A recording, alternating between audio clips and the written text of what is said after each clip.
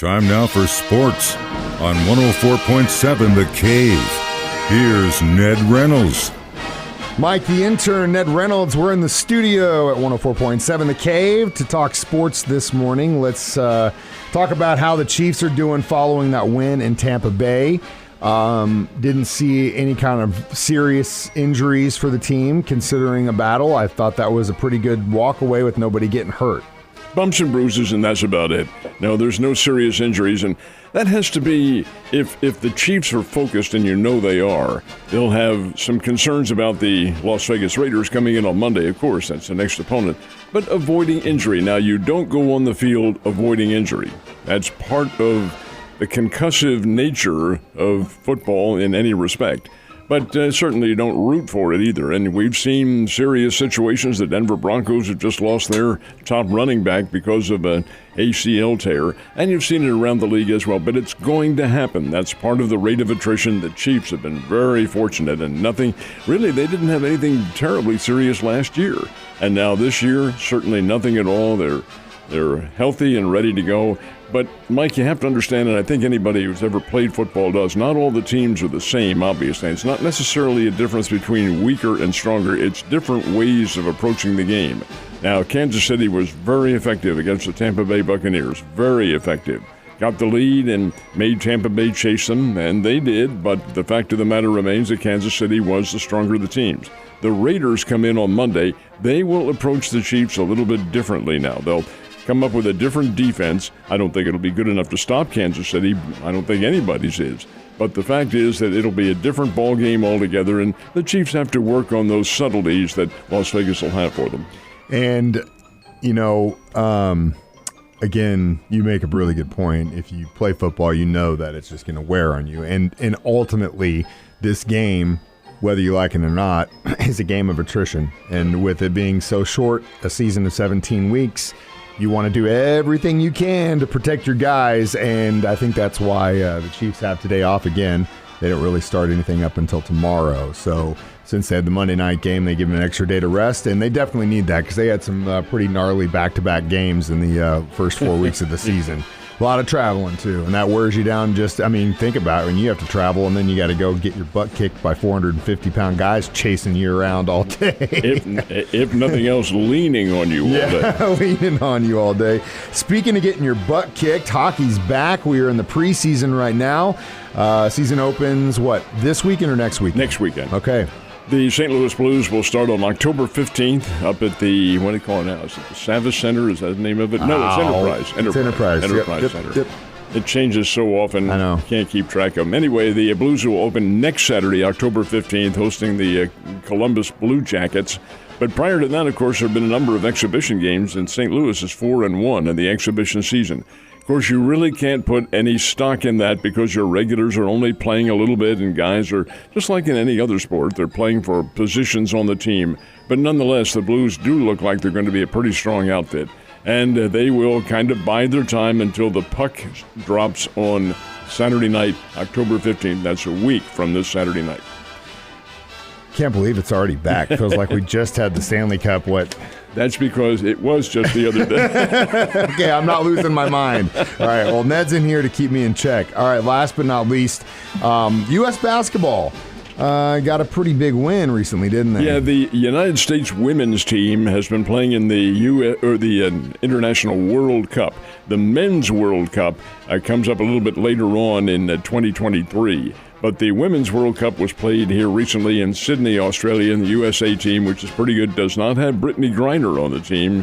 She's practicing in jail at the moment in Russia. They may get her out. She has an appeal coming up. But still, USA team is the strongest in the world. There's no question about it. They won their fourth straight World Cup, beat China 83-61 in the championship game, which was yesterday. USA team's pretty good. The USA ladies can play the game, and that is exemplified by the fact that the college program is so strong and the WNBA is so strong that, yeah, you can bring in the international players, but when you collectively put the Americans together, they're really tough to stop. Cardinals finishing up their regular season in Pittsburgh. They get a win yesterday? They did not, and this has to be a little bit disappointing. Now, keep in mind, these games for the Cardinals and for the other teams, too, are tantamount to exhibitions. They do count. It's regular season games, but it's not meaning anything because the playoffs are already decided. Well, the Cardinals played the Pirates last night. Pirates came back to tie after the Cardinals got a 2-0 lead. And how did the Cardinals get their 2-0 lead? A 2-run homer. I'm going to give you one guess as to who hit that home run. You just looked at me, and that's the answer. Number 703 for Albert.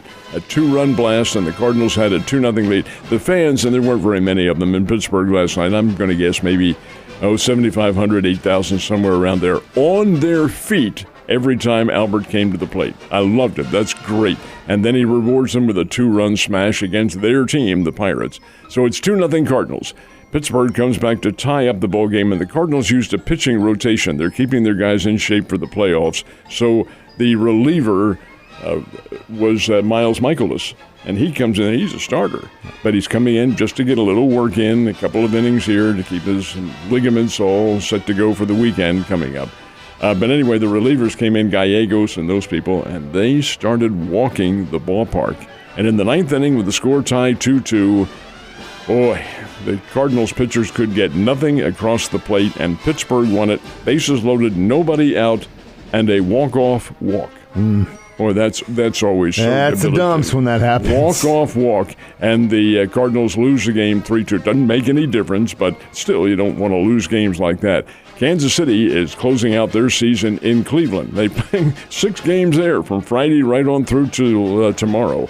And the Royals beat the Guardians 5-2. The Guardians are in the playoffs, so they're just getting their team ready to go for the weekend. Well, it's sad to see the regular season's ending for some, but continuing in the postseason for others. So hopefully the Cardinals will get their stuff in order before Friday. The Cardinals are awaiting to find out their opponent. Philadelphia clinched last night. Philadelphia is into it, so the opposing teams are set, but the opposing opponents are not. The Cardinals could still play the San Diego Padres. It isn't likely, but it still mathematically could happen, so we'll wait another day. But the teams are all set, and this weekend will consist of the Cardinals against somebody and the New York Mets against somebody, either the San Diego Padres or the Philadelphia Phillies, one of those two. But again, they need to be placed, and they will be probably by tonight. Hopefully the Cardinals are facing Philadelphia. That's what I want. We'll see.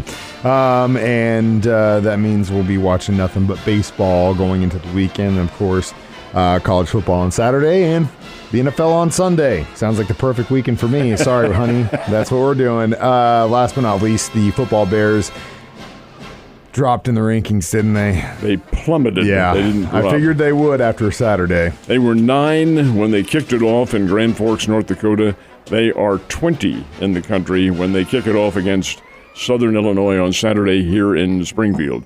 You expected that. You should not be losing to a team, although North Dakota is among the top 25 teams in the country. Still, Missouri State, with all the hype they had going on and all the predictions of playing for a national championship and all that, you didn't expect that to happen. It did. So the Bears are 20th. Southern Illinois, which comes in here to play, is 17th in the country. Folks, they're good. They are a very good team. The Bears cannot and won't take them lightly. Bobby Petrino will have them ready to play, but they're going to have to play defense and tighten up that defense, tighten up that defensive backfield. I mean, teams are passing this team to death, and that just can't happen. So we'll see what happens Saturday. It's an afternoon game, starts at 2 o'clock, should be fun. You saw it happen, or you see it happen with the Chiefs sometimes with their defensive backs and the size. And I know that that's definitely a handicap for the Bears. Because that's what I'm talking about, too, when I say that not every team is the same, because you match up differently. Tampa Bay, for instance, had good receivers who are coming back and playing their first game in in the case of Mike Evans, after about 3 weeks off because of suspension. And in the case of Julio Jones, he didn't even get in very much, got in for 1. I think that's it. So you're not seeing a team at full strength and with their operation going. The same will be with Las Vegas. They will match up totally differently with Kansas City, and that's where the Chiefs are working right now to get that ready for them. Yeah, because you want to win those matchups. Ned, you have a great Tuesday. I'll see you tomorrow, sir.